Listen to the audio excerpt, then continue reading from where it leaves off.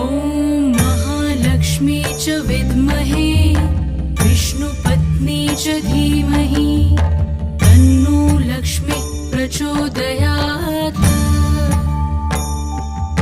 ॐ महालक्ष्मी च विद्महे विष्णुपत्नी च धीमहि तन्नो लक्ष्मी प्रचोदयात्।